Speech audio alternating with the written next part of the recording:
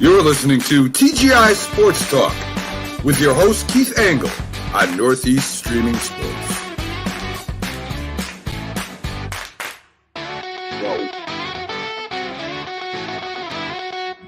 Good morning, everybody. Keith Engle, TGI Sports Talk. Are you serious this morning?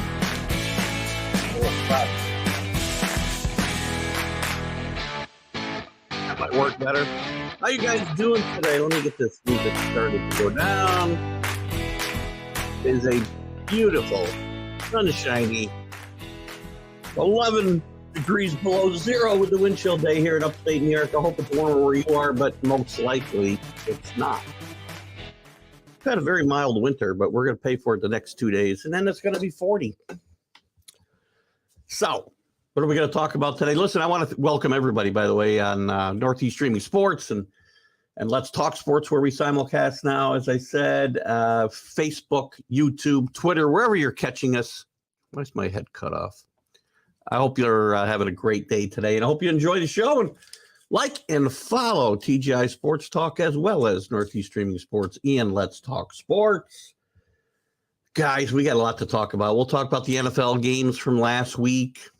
Some controversy, and most of it, by the way, absolutely ridiculous. I'm so tired of listening. Social media, I think I should just turn off. Although I watch, you guys are seeing me here, so I guess that's a bit hypocritical. The games aren't fixed, so stop. We'll get into that today.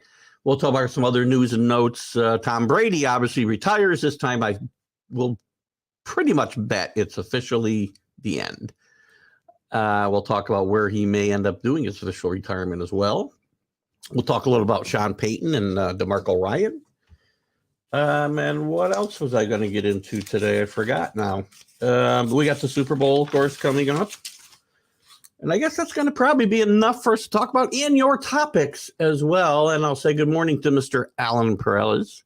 He's in the 20s. And I'll also say good morning to my co-host, the Mad New Yorker, Carlos Chavez. Good morning, everybody. How you doing? Happy Friday. Happy cold and chilly Friday here in New York City.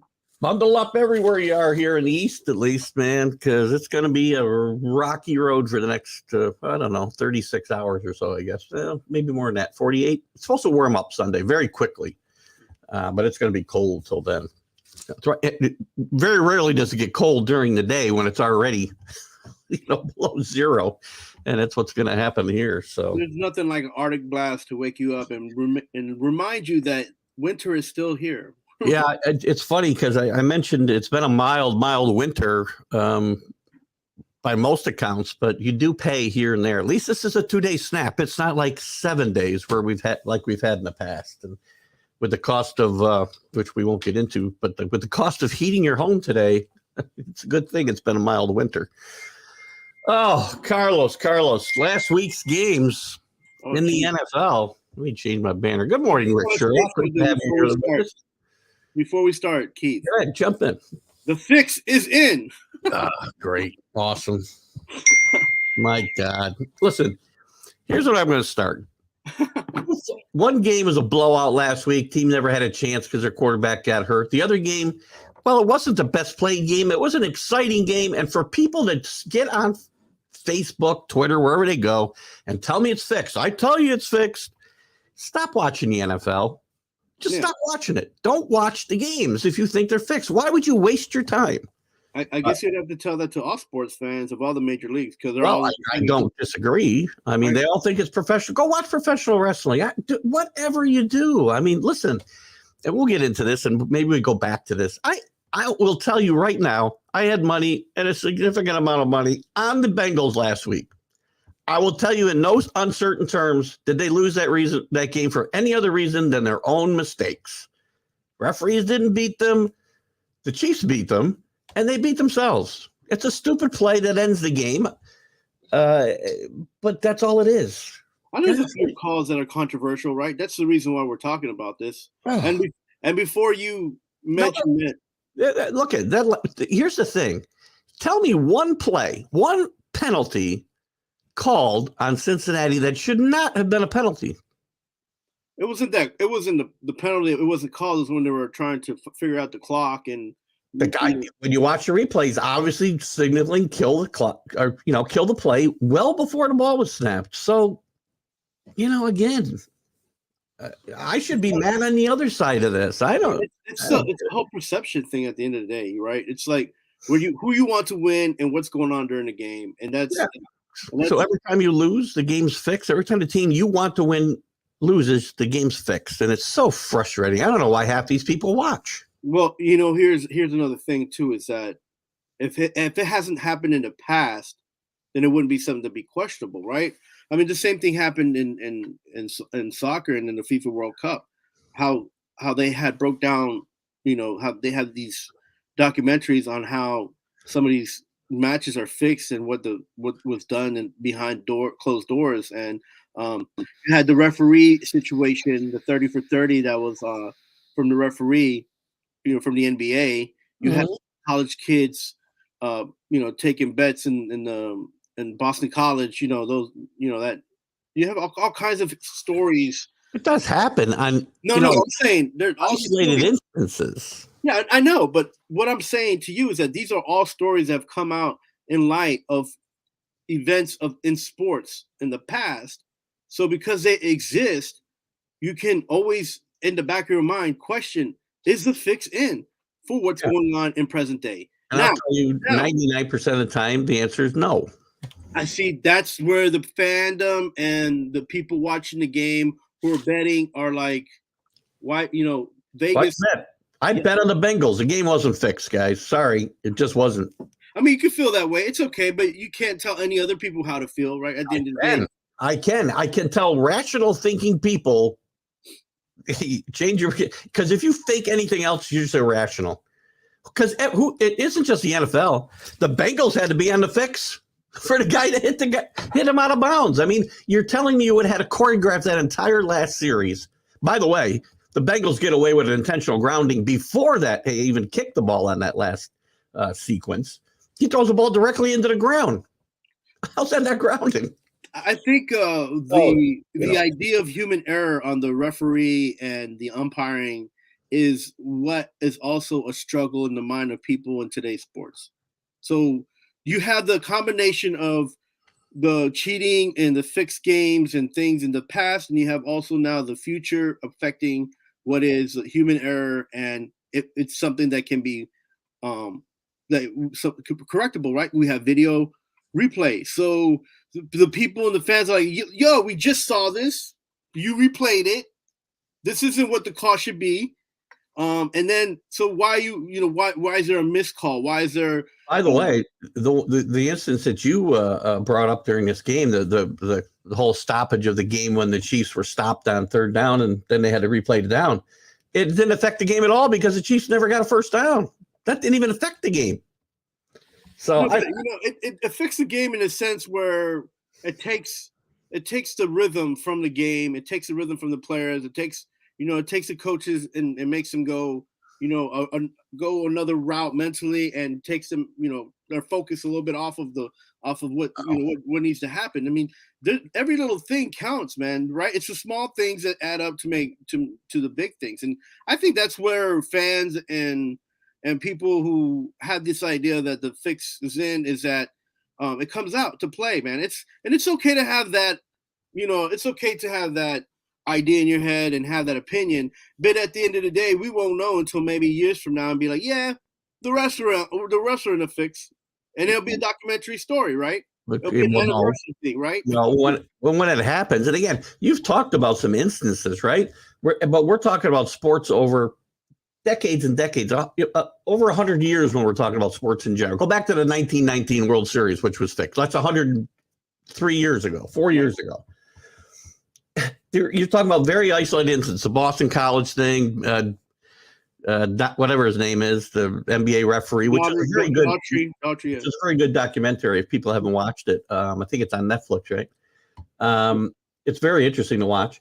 But they're all isolated instances through the course of time, and you can't just lump every game in there. And again, when your team gets beat, Bengals had plenty of chance to win that game, as Alan said. Yeah, I mean, don't let referees beat you. And here's the thing, Keith. Like, You saw the Giants beat the Patriots. That game didn't look like the Giants were going to win at all. Which game are we talking about? The first game that the Giants played the Patriots in the Super Bowl, right? They dominated the whole game. The Giants did. Dominate. I don't know. I mean, it was a pretty You're close talking game. about 18-0 Patriots or 18-1, sorry. Yeah. Giants dominated the Patriots on the offensive on the line of scrimmage that day, and that's why they got beat. Do I think the game was fixed? I lost two of the most heartbreaking Super Bowls you could lose, both to the Giants. Do I think the games were fixed? I do not. And if I was inclined to do so, there was plenty of opportunity to say so in those two games. Wes Walker drops a ball in his hands. It wasn't fixed. It's human error, and he made a mistake. Giselle thinks it was fixed. Giselle just thinks Tommy couldn't catch and throw the ball at the same time.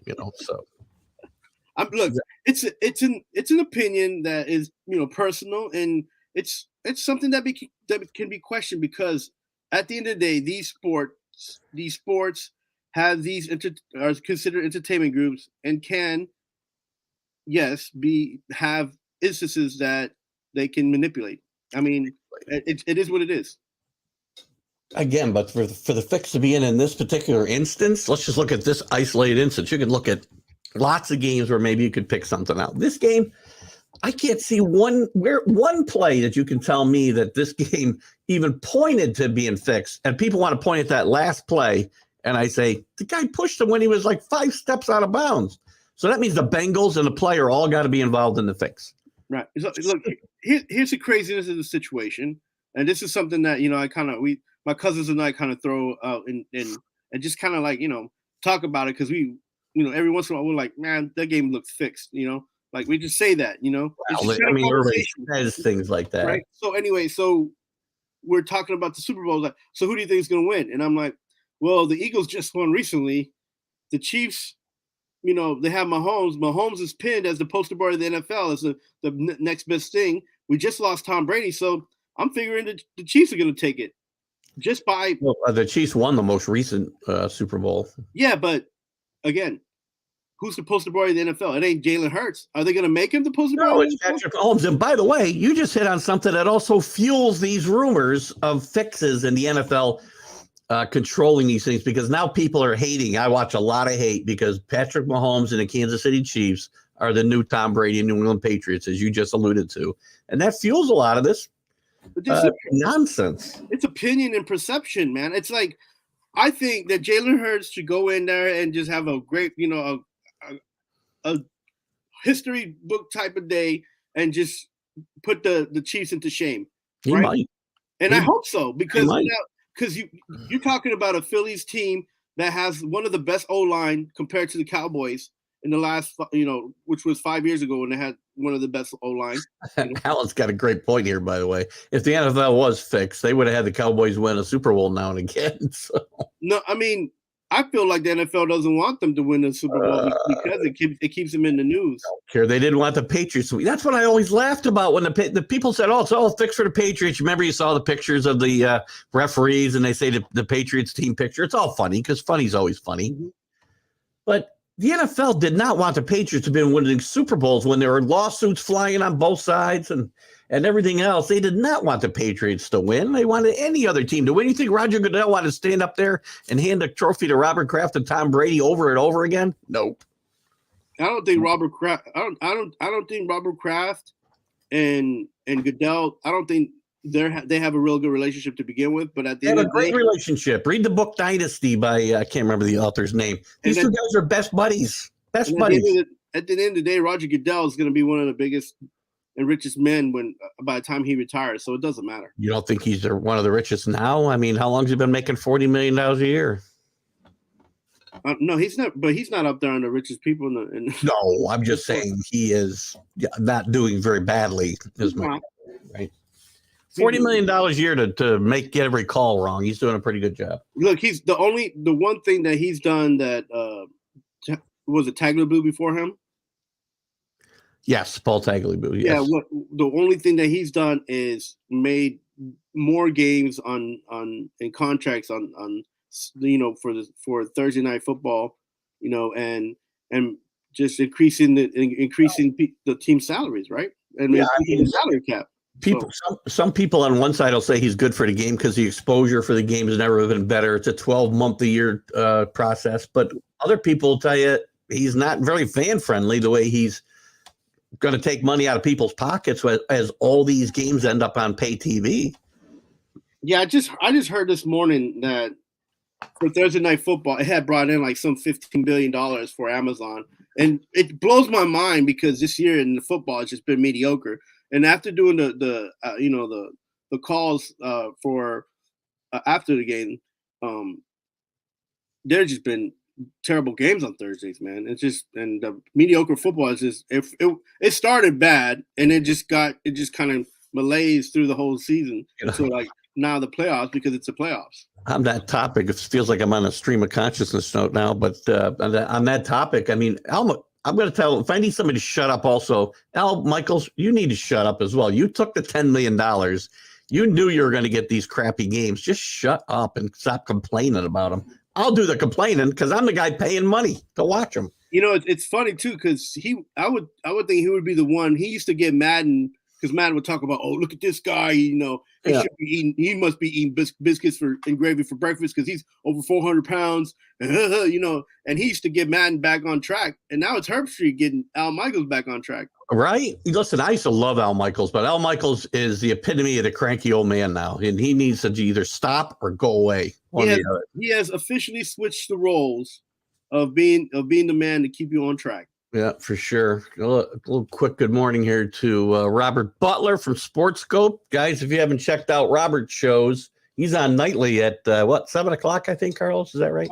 So he's on nightly at 7 o'clock Central Time and 8 o'clock Eastern Time. 8 o'clock Eastern. Okay, guys, check out Robert. Robert knows stuff before Twitter knows stuff. This guy's that van out there in Nashville, Tennessee, catching stuff that we can't catch here. Man. Every morning in a van now. I like to see his little preview of what's coming up that night. So welcome, Robert. Good to have you. And I'm on. Carlos is on a show with Robert quite a bit as well. And Robert has me on every now and again when he wants some crazy, nonsensical opinion about Tom Brady or whatever. So anyway, let's talk about the games. I mean, the best teams won last week. I mean, let's start with the Eagles. Well, we already started. Eagles, 49ers. I truly believe if Brock Purdy hadn't gotten hurt, it wouldn't have mattered. This team was dominant all day long, and I just think the Eagles it wouldn't have been 38-7 or whatever it ended up, but I don't believe the 49ers were going to win at all that day. And I bet them as well, by the way. Could Garoppolo been in there and made a change and made a difference? You think again, do you fault them? And a lot of people are faulting them for not challenging that it changed the momentum of the game, that first catch by Devontae Smith. Before their first touchdown, the diving catch that he obviously came out, but we didn't see it until about 10 minutes later. How are they going to challenge that call? Do you think they should have? On that, you're doing it on blind faith. You're just saying, I hope it hit the ground and I'll throw the challenge flag. And I know it's the first half and you can throw away a timeout then. Right. But you may need the challenges later too. I'm not sure that I would have done that. It was a game changer in a way because if he doesn't catch that ball, maybe they make him punt and who knows what happens. I mean, again, the world's built on what ifs, but that was one game changer, but there was a few things in that game that just didn't go the way that, that they wanted it to go. So Robert is the best dressed man in podcasting. I will say that. He got the best ties on TV. He is looking sharp every night. Purdy likely out next year.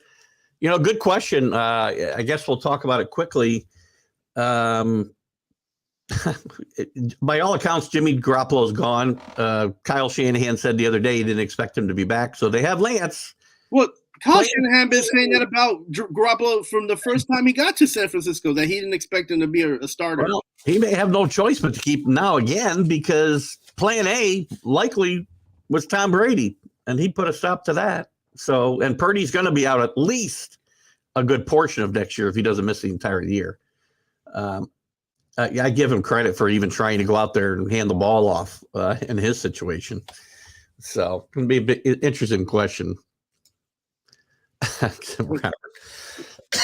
Shanahan, he got what he deserved at the end of the day.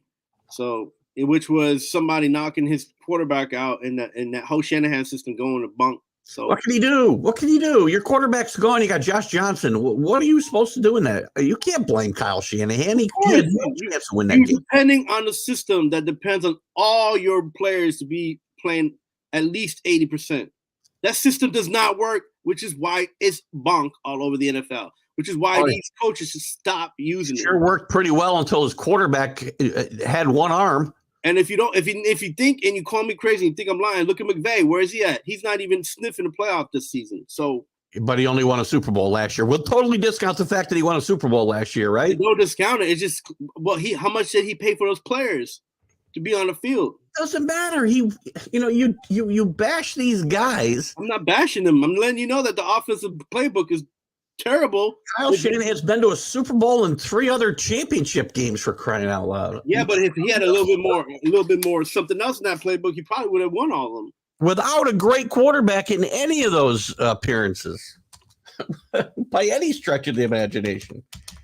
So you're always going to have this irrational hatred of Kyle Shanahan. No, I don't hate Kyle Shanahan. I don't like his playbook, and he needs to move on from it. The way you hate his coaching style. So, I mean, it does work. And I think it's a detriment to your team if that's the only thing if your team is not 100%. What team would have won with any kind of a scheme without a quarterback on Sunday? What team could have won with their 4-string quarterback on Sunday? I mean, it was on him. He made the terrible decision to put Josh Johnson in anyways. He had no choice. He could have put Garoppolo. He could have had. Garoppolo wasn't active. He could have made him active. He made him active last week. He couldn't play. The doctor said he wasn't healthy enough to be active. I believe that. I believe that's something that Garoppolo was like. He pulled a whatchamacallit from he pulled a Lamar Jackson. Look, this is the funny part, Keith. How is it that the week before, remember we said, what if both of these quarterbacks get injured? Purdy and what's his name? Prescott, right? Yeah. Remember what do we say? Who's the backup for Purdy? Josh Johnson. Who's the backup for Prescott? Cooper Rush. Oh, this is going to be terrible. And then what did you say? Were you going to call a terrible game? 2 backups playing? It's possible, right? Did it happen? No. The next day, after we went off air, the next morning, Jimmy Garoppolo was activated. He wasn't activated. He was activated. Not for this. Not for this past game with the Eagles, but against Dallas. Yes, he was. I don't believe that's accurate, but if he was, he would have been active against the Eagles. He didn't get hurt not playing. Check it out. What I'm saying. What's the issue there? What happened? I even texted it to you.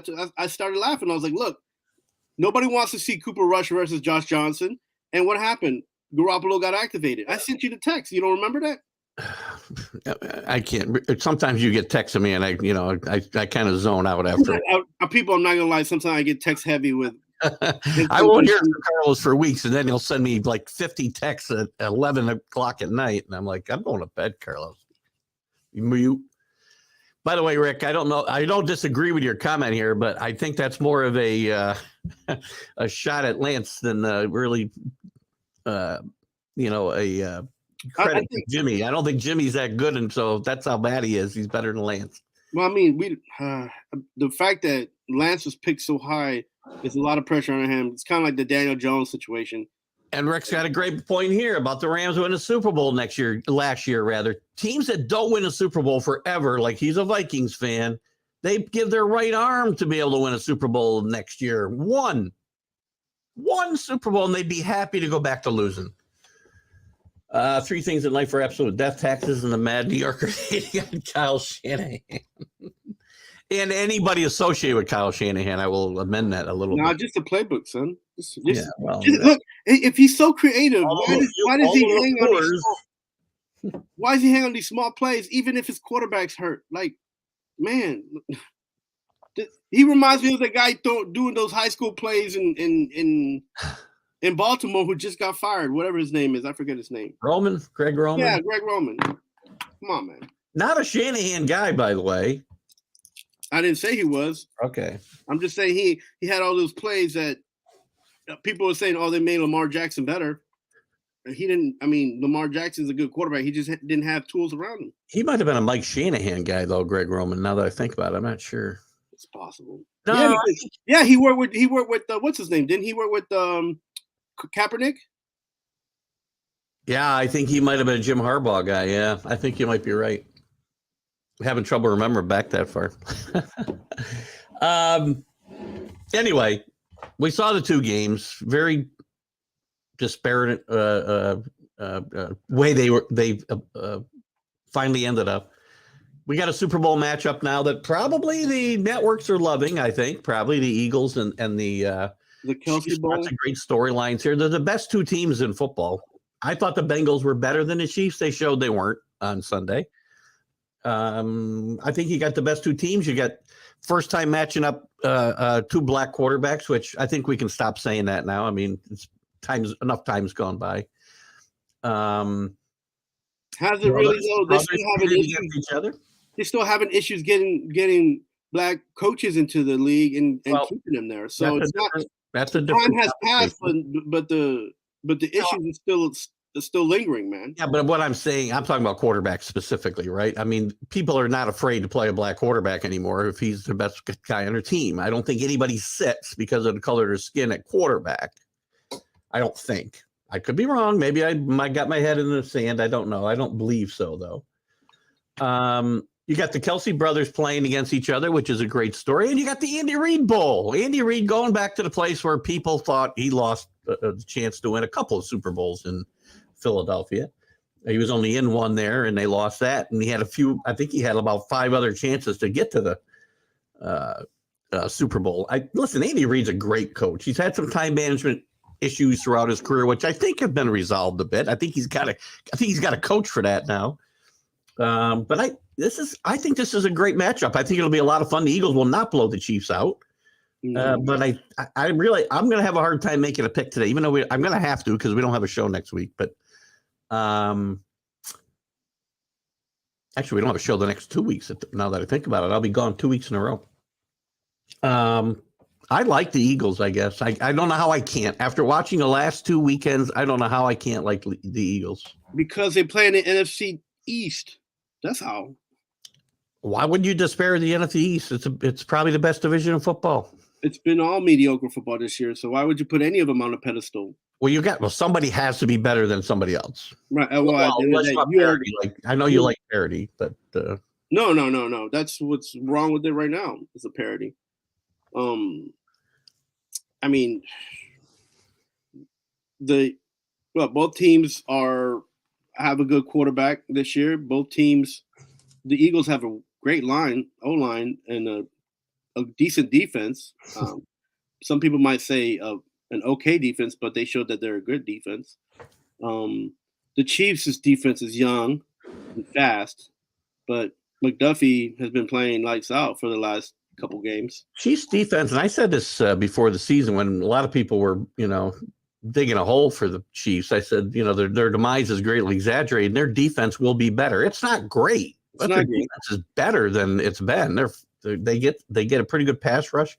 When the defensive backs play well, they play well. Yeah, and I feel like the Eagles are getting this. We're getting the disrespect that the Chiefs defense should have been getting. But the Chiefs offense was so more creative and. Listen, I got a hard time saying the Chiefs defense is more prolific than the Eagles right now. I mean, I think the Eagles have more weapons. How many different guys? I mean, saw like 5 different guys score touchdowns on Sunday. For the Eagles? Yeah. Yeah, I know. Backs. I think the Eagles this year were very and I'm gonna say it because with Jimmy Pags and all, I knew that the Giants didn't have any opportunity. But he was like, "Oh, the Eagles are the best," and I was like, "Man, they're all right." But this whole thing by the New York Giants cornerback Love saying that Sirianni had no chance to mess the situation up because the team is so good. I mean, at the end of the day, he's still got to come out and coach these guys, and they got to play. So I don't disagree. He's got to shut up. Yeah, his statement is just irrelevant at this point in the matter. And Sirianni, has to get credit for what he's done and done a great job. Yeah, Jalen Hurts is playing great. He's got to get credit for what he's doing. Morning, Bob. Good morning. Hey, good morning to Dan Harris, by the way, real quick from Let's Talk Sports. Great to have you with us this morning, Dan. Yeah, Dan the man. Thank you for everything that you do for us. Appreciate it. I think at this point, people who dislike the NFC and the NFC East and the Eagles, just go ahead and say it's okay. The Eagles are a great team right now. And right now, if you compare them to Kansas City Chiefs, Kansas City's competitive, but I think the Eagles right now, they have to prove it to win the Super Bowl that they are the better team this year. And if they don't, it's just going to be the game is fixed type of situation, right? Oh, God, the game I'm sorry. Fixed. If I hear one game is fixed thing, I'm throwing my phone off the ship. It'll be in the middle of the Caribbean. You can find it there if you're calling me. There's a phone right there. My God. Let's switch topics a little bit. Tom Brady. Oh, bye-bye, Tommy. We're going to miss you. Tom Brady is the GOAT, and nobody needs to even ask. And by the way, if you have not appreciated Tom Brady's career, then I feel so sorry for people who just want to bash Tom Brady for no reason at all. None. Zero. Other he's a winner. There's a few reasons. Well, give me one. He wear them ugly Uggs, man. That's all right. I'll get that. Jeez. That I can't argue. I got no defense for that. I like what you said. I'm with you on that, Mr. Keith Engle. Look, I'm going to tell you something. Being as old as I am, I watched the latter part of Mr. Joe Montana's his career, and I saw all of it. The latter part of it.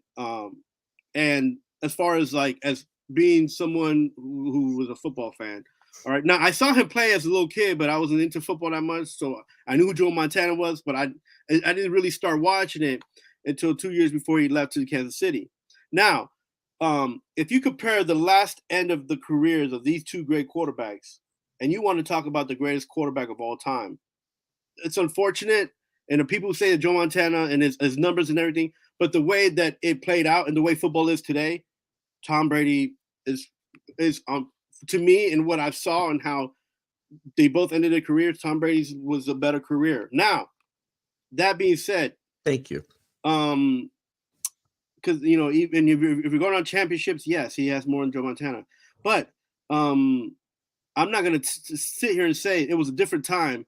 Joe Montana did play some great football during the season, and I would never disparage Joe Montana. He's just not as good as Tom Brady. Right, and Joe Montana, and I'm going to say this, and I'm not saying this because I'm a football fan, and the 49ers, they might not be my team, but Joe Montana had a lot more to work with. Thank you. Defensive wise and tools. Thank you. He had guys like Roger Craig, Rice. Oh, yeah. Rathman. Start with Jerry Rice, please. Start with Jerry Rice.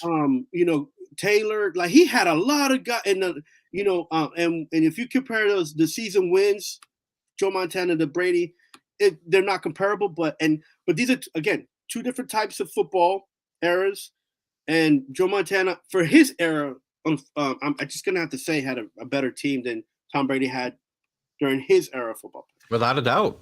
I mean, there's not a doubt. I keep arguing. People always tell me, it's the guys around him. He made the guys around him better. So did Joe Montana, by the way. He did. Joe Montana's a great quarterback, and nothing I will say, and I'll do a vlog on this later, by the way.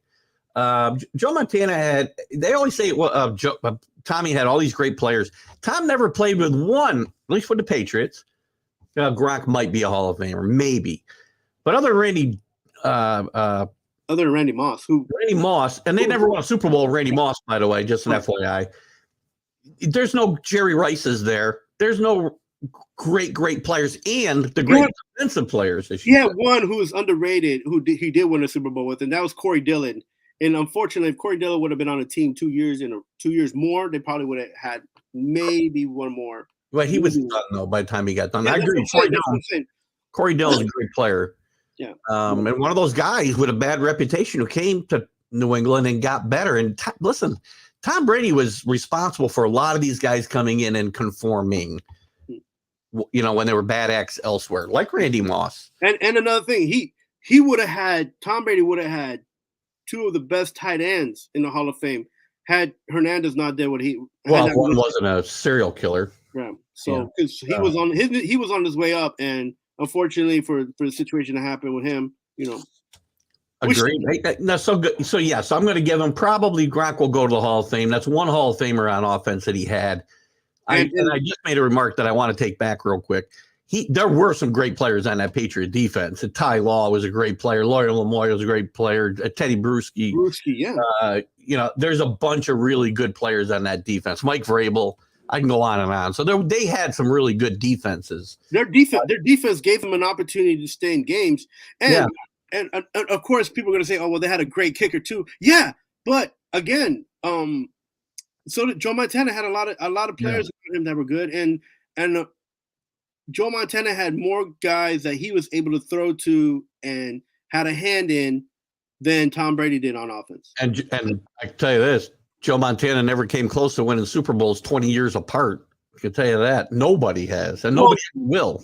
Right. So, and then when Joe Montana was on the Chiefs and they were in the playoffs, Marcus Allen, they had those guys on the Chiefs stuff. That again, the defense was actually the better part of the Chiefs than the offense.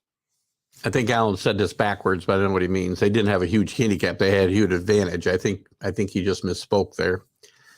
Joe had a great supporting cast and great coaching, which, by the way, so did Tom. I'm not taking anything away from Joe Montana at all. And here's the thing: he played okay in Kansas City, and I think Carl's kind of alluded to this a little bit. Nobody's ever played, and he was 39 years old. Tommy was playing better last year at 45. He played as well last year at 45 as Joe Montana played in his last couple of years in Kansas City. He was a shell of himself. Again, we're a good player. Yeah, again, we're comparing two different eras of football. Yeah, it's hard to do. We have to be mindful of that. But it's harder to win today for a long period of time because of the salary cap and everything else as well. Yeah, and the fix is in. So and the fix isn't right because that's a new revelation. No, but I'm not trying to toot my horn or stand on a pedestal. Yes, you do. You never talk about your losses. You only talk about your wins. Go ahead. I lose a lot more than the 90% I mentioned. Yeah, I know that number's a little inflated. That's okay. By the way, I was being facetious, and I like how you just took it and ran with it. Wow. Listen, you give me ammunition, I'm going to use it every opportunity. Yeah. And that's why I'm saying Basement Bob should come on his show and give him an opportunity to talk. I don't think he has internet access. I don't think. But his mom shut it off. I mean, these are two men that have earned what they've earned. They're great. They were great for the NFL, and just give credit where credit's due. Respect Tom Brady for what he's been able to accomplish. And looking good in Uggs is a very difficult thing to do, and he did it. And I just want to say goodbye, Tom. Thank you for the good memories. I disliked you because you were in the AFC East, but I liked you when you were in Tampa, and I like that you were part of my viewership through my years of being a football fan. So thank you. Good. I'm glad to hear you say that, Carlos. And I will say that there's two things I cannot defend. It's the Uggs and some of the hairstyles through the years. What's incredible to me? No explanation. Is how the older he got, the better looking he became. And I'm saying this. Well, he stopped wearing his hair like what the hell is? I mean, I'm not just talking about his hair, his physique and everything. And I'm just like, remember in the mid part of his career, where other quarterbacks are going downhill, that's when he started working with Guerrero, which caused a big rift with him and Belichick. But he was working out and doing things nobody else was doing, not just quarterbacks, but no other players. Yeah. And the rift with Belichick really began because other players like Gronk, like Edelman, like other guys were now going to Guerrero instead of the Patriots staff. And that's what caused a lot of the problems the later years with the Patriots and Brady and Belichick and Robert Kraft. Kraft had to negotiate these things between these two guys. And I think for the fans of this show, the people who are listening, I think we should have a competition between Keith and I, and we will have a TB12 competition and see who becomes the better looking person at the end of the competition. I don't think that's fair. I got 20 years head start on you, getting old, for crying out loud. Jesus. Hey, look, if Tom if he can make the clock go backwards. I don't have $300 million to get better looking. I'm sorry. He can make it go back. I just want to go back like 5 years. You can go back 10 years. Alan, please let this be the last time you say this. You said it a couple times yesterday. And nothing to hang your hat on. That was not a good football team. I mean, yes, you can say you're the last team. It'll be a trivia question down the road. Yes, but please. And Alan will be like one of those only Cowboy. Will be like one of millions of Cowboy fans who say that. Who was the last team to put Tom Brady out into retirement? Actually, another name I missed. Yeah, Will McGinnis. A great player. He earned his chances with the beer ball. Well, recently, Willie's had some problems recently with a little barroom brawl. You know, it's funny, though. I don't know if you've watched that video, and maybe we'll talk about it at some point, but I'm not even sure what the hell happened there. I'm just not sure. And I never saw that. Willie McGinnis has always had a pretty good reputation, so it was funny to see that happen. I'm not no dummy, man. But if I'm standing next to Willie McGinnis, you know, and I'm a pretty average height guy, I'm not gonna mess with this guy. I'm gonna say, hey, Mr. McGinnis. Hi, Mr. McGinnis. Yeah, you were a really good NFL football player. You know, maybe if you want, or could you maybe a photo or a autograph? Don't push the guy. Like, come on, man. Well, look at even the guys I disparage, right? If I walked into a store and that the rapist was there, Deshaun Watson, I'll mention his name just so everybody's clear. I'm not going to get in his face and call him every name in a book, because guess what? He's going to kick the crap out of me, and I'm not that stupid. Yeah, I'm probably pretty much the same height as the kicker for the Giants, who's been working out so hard, his muscles be coming through his suit. What's his name from? And he played for the Falcons too. He's a commentator. What's his name? I forget his name. What are we talking about? I'm sorry, I was reading. The kicker, the field goal kicker. He commentates on CBS or Fox. Jay Feely. Yeah, I'm about as tall as him. Yeah, right. But he's swole, man. I wouldn't mess with him face to face. You're right. I probably wouldn't mess even with a kicker in the NFL. Yeah. old ladies, and young children. That's all I'm fighting these days. I'm not fighting nobody. Like, I'm sorry about the Eagles thing here, but don't be bashing Tom Brady just because of that. I'm kidding. How about a ring match undercard with Pags and Frank? By the way, I'm not so sure Pags is going to win this fight if it happens. Frank's a tough guy, man. He's a former. I'm not messing with former boxers, even if they're as old or older than me. Not happening. I don't know if you've seen that whole thing. They got this thing. Frank Latarzo and Pags are going to have a celebrity boxing match because Frank keeps bashing the Eagles. And he's an ex-boxer. He does a glove fist with Jack Hirsch. So yeah. So wait, is this fight going to be Jimmy Pags like wearing his Eagles stuff? I hope he'll need his shoulder pads. I think if he gets in the ring with Frank, I really believe that. Pags is younger, and I respect Pags, and he's probably pretty scrappy. I'm guessing. Yeah, he's a Philly guy. You know, I got a feeling Frank is going to hold his own, even 20 years older than Pags. So everybody in Philly learns how to fight at the age of one month, and they by the time they're 2 years old, they throw snowballs at Santa Claus. Willie signed on the side for me at the Hall of Fame ceremony. Good for him. Willie's Willie I thought was always a classy guy, and I don't know what happened this last incident, and I don't even know where it stands right now. I know he's not. He lost his job with Fox. I think he was with Fox. I was suspended. I don't know if he lost his job, but anyway, poor Willie. So anyway, Tom, thank you for those words, Carlos, by the way, because you need to respect. You can hate guys. There's guys I don't like, but I still respect them. Yeah, no, you got it. He's a great. He is without a doubt the greatest player of all time. And if people who just want to go through life bashing him, his passion, the things that people hate him for, I'd hear people go, "There's Tom crying again." Tom's not crying. Tom's a passionate, emotional player, and that's the way he would get himself and the rest of his team fired up. Yeah, you know what? And with this whole social media and the stuff that's happened in the last season, because he was on the team wasn't as good as it was years prior. He showed a lot of emotion, and nobody wants to lose, man. Like, no. And he's one of those guys that usually doesn't lose often. So, it was a difficult year for him with everything that was going on with his personal life, as well as everything going on in his football career, football. I'm sure a lot of people will say, he's got all kinds of money. But you know what? When you suffer and you lose your family and maybe even you have some guilt because you were the cause of it, I'm sure he has not had a fun year this year. And I hope Tom Brady I hope he's okay going forward. I mean, he'll make $375 million the next 10 years with Fox, so I'm sure he'll be fine as long as he gets out of the Bitcoin with your boy there in the Nassau. And listen, it's a little. That was a little under the belt there. That was a little below the belt, but that's not your boy. What's that guy's name? I can't remember his name now. FTX guy.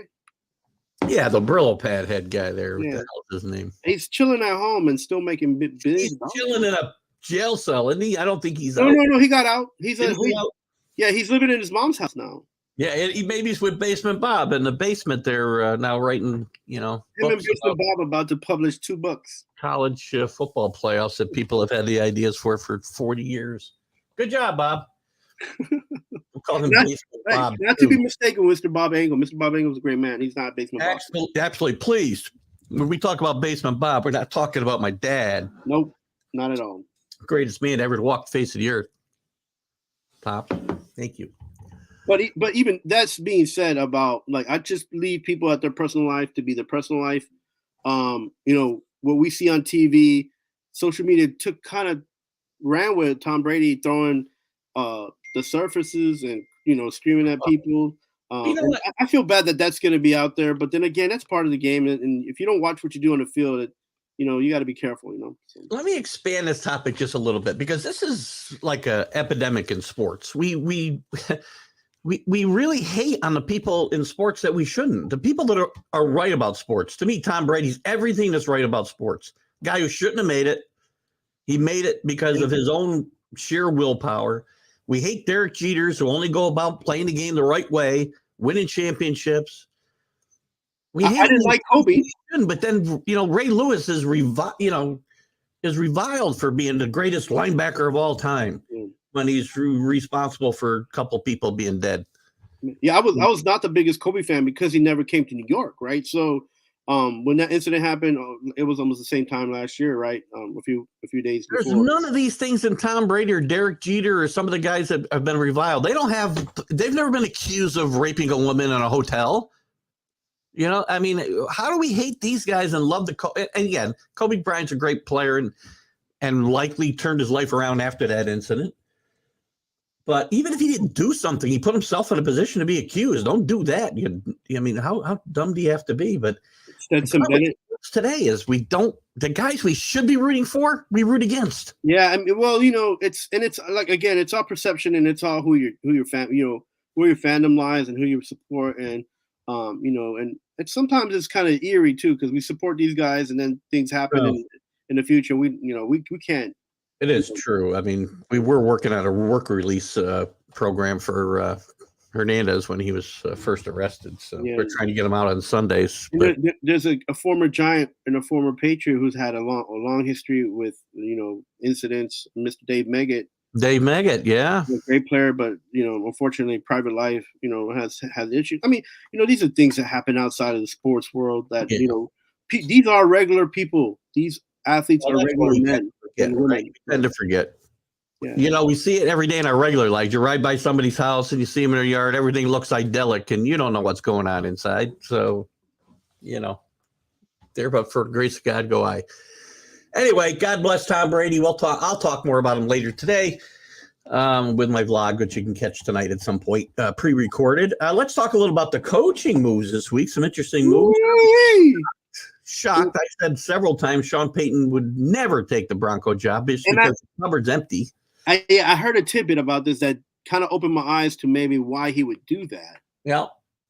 You understand that he is going to be working for one of the richest people in the United States of America. I do know that, yes. And in the world. So money motivates people. Yeah. So him taking this job, which is not ideal, is actually an ideal situation for somebody who's looking to get paid. So, and would not have any issues with the team in salary cap. Would not have any issues with the team if he needs to renegotiate his contract or any other player's contract. So it's not really that much of a bad move to go to Colorado for him because money's in his side. Well, let me ask you. So is Sean Payton as great a coach as we think he is? And is he a franchise builder or rebuilder, and we should put all our faith in him? For Colorado, yeah. For any team or any owner to go out there and say that Sean Payton is not a good coach would be ridiculous because he's proven himself on every level. So let me give you a comparison of two coaches. I'm not going to tell you their names. Okay. Both of them won around 150 to 160 games in their career. Mm-hmm. They've lost around 90-ish. So they've been in the playoffs, I think, 9 times each. They each have a Super Bowl championship. One of these is Sean Payton, mm-hmm. who now is getting all kinds of money and being, revered. I said reviled earlier. I meant revered for somebody. Revered for being one of the greatest coaches of all time. Yeah. The other, do you know the other's name? Take a guess at who I'm talking about. Is it Caldwell? It's Mike McCarthy. Mike McCarthy. who is again, he's reviled and he's called Fred Flintstone and probably rightfully so by Rick and other people are deriding him, and I have myself.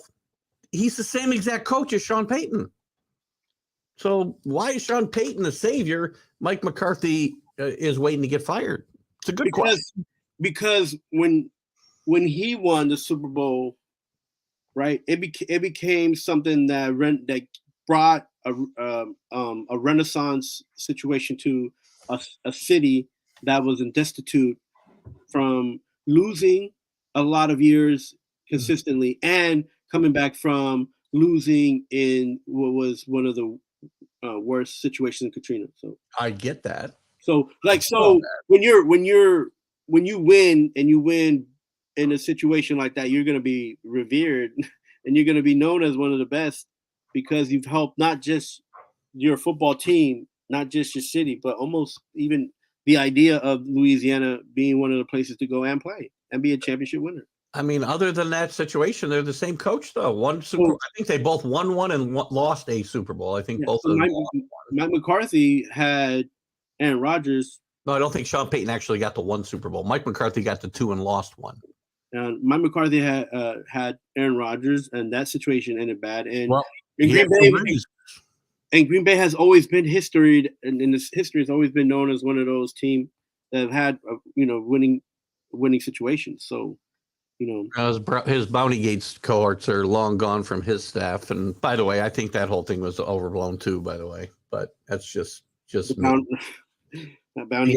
You go back. I got to go back in time because I missed this from Alan when we were talking about villains. Because people need their own villains to cheer against. I don't disagree, but how about picking the right villains?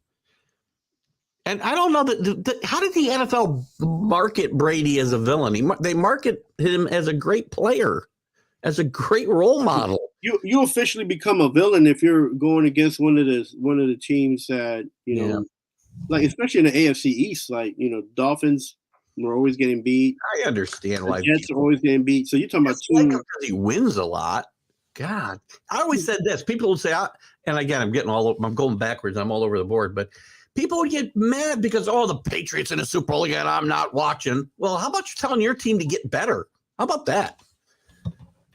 Anyway, Alan with this tidbit. McCarthy. What's he saying about McCarthy? About the defense. Yet this is a defense that stopped Tom Brady and was the last one. He didn't mention that, did he? Okay, good. No, we just talked about this defense. Thanks for not putting Tom Brady in his comment, Alan. But you're right.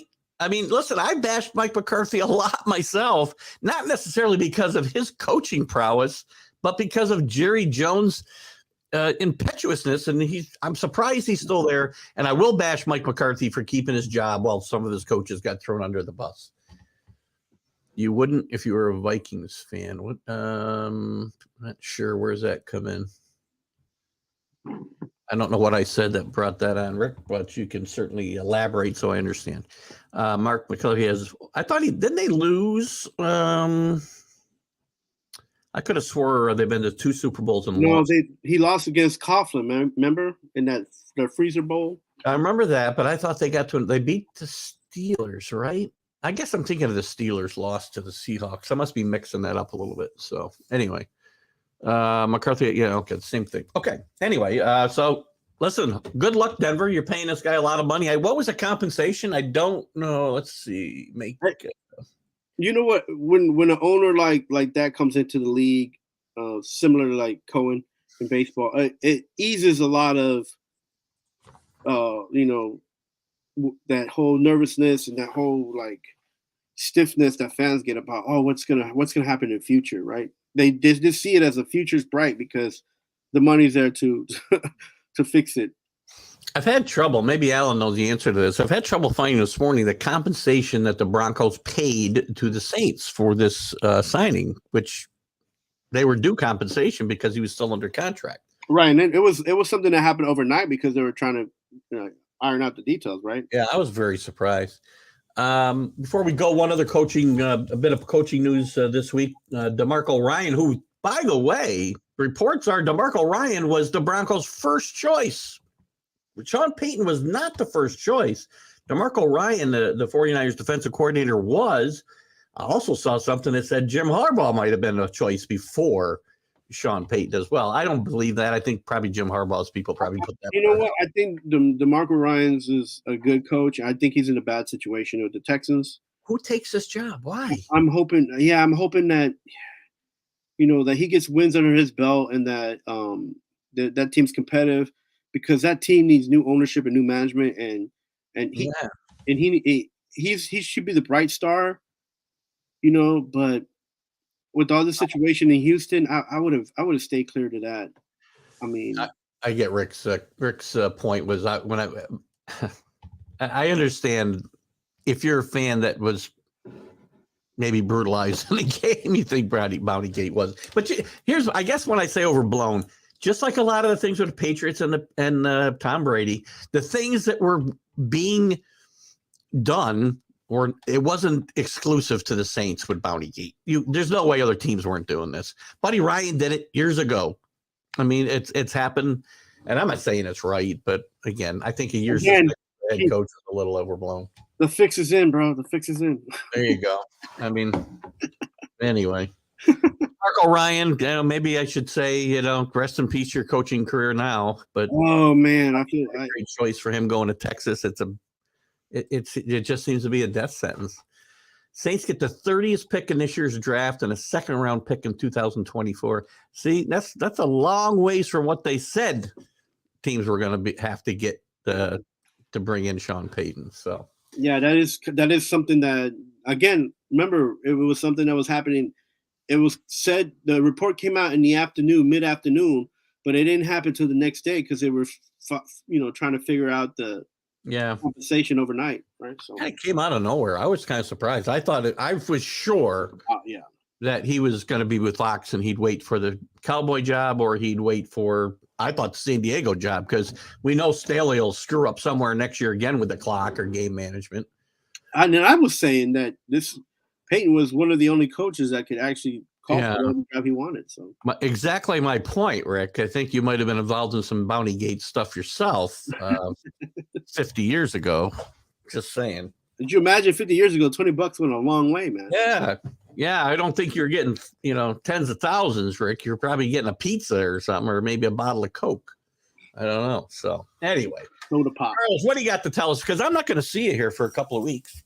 Yeah, I'll be on with Rob on Fridays. We're at Sports Scope, 7 o'clock Central, 8 o'clock Eastern time.